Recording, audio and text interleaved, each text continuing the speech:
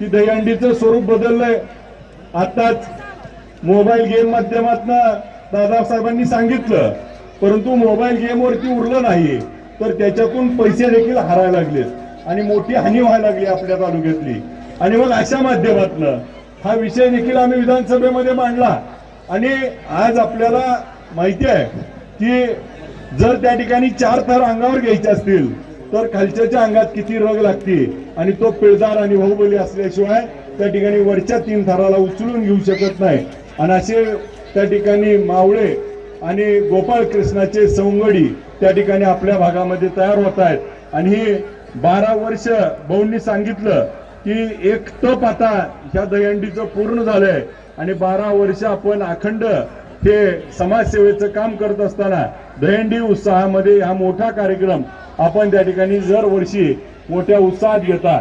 आता भाऊनी काहीतरी मी यायच्या आधी काहीतरी बोलणे म्हणले की पण मी पंढरपूरचा नाही माड्याचा आता, त्यामुळे मी माड्यातल्या कुणी मी सांगावं की मी आमदार झाल्यापासून जेवढं आबा येतोय तेवढं पहिलं 30 वर्षात आमदार आलतं माड्यात, त्यामुळे मी माड्याचा आहे का नाही.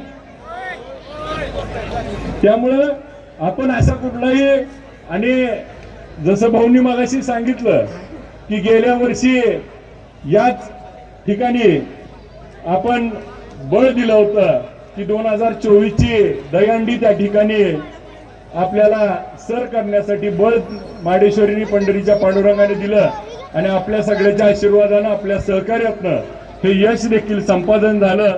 आणि बाळगोपाळांचा आशीर्वाद त्या ठिकाणी माझ्या पाठीशी उभा राहिला, त्याबद्दल सर्व बाळगोपाळ भाऊ आणि त्यांच्या सर्व परिवार, माढा मतदारसंघाच्या सर्व मतदार राज्याचं खूप खूप आभार मानतो. आपल्या सगळ्यामुळं विधानसभेमध्ये जाऊन आपल्या भागातले प्रश्न मांडण्याची संधी मिळाली.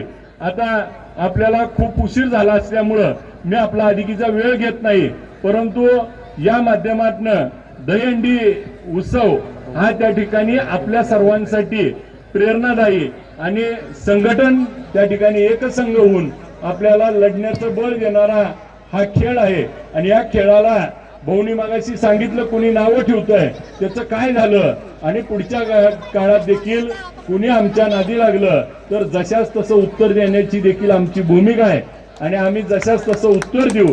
जर आजपर्यंत भाऊ काय झालंय, तुम्ही स्वाभिमानी परिवारात होता, तुम्हाला सगळं माहिती, गप बसण्यानंच घोटाळा झालाय. गप बसून काय घोटाळा करून घ्यायचा. बरं आपण काय बोलायला गेलो नव्हतो, नानाने तिथं ओपनिंग करून दिली. जन बोलल त्याला उत्तर दिलं पाहिजे का नाही. बरं आपण आपलं काम प्रामाणिक करतोय का नाही. आज माढ्याचं नाव किती वेळा विधानसभेत निघलं.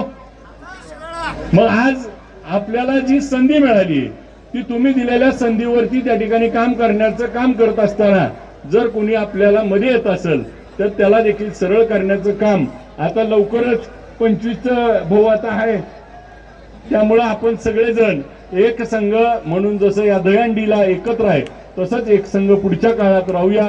आपण दिलेल्या शक्ती ताकदीवरती आहे पुढचं कार्य करण्याचं बळ जे मिळतंय ते समस्त माडेकरांना बाळगोपाळांना त्या ठिकाणी मिळत राहावं. सर्वांना दहीहंडीच्या गोकुळाष्टमीच्या खूप खूप शुभेच्छा देतो.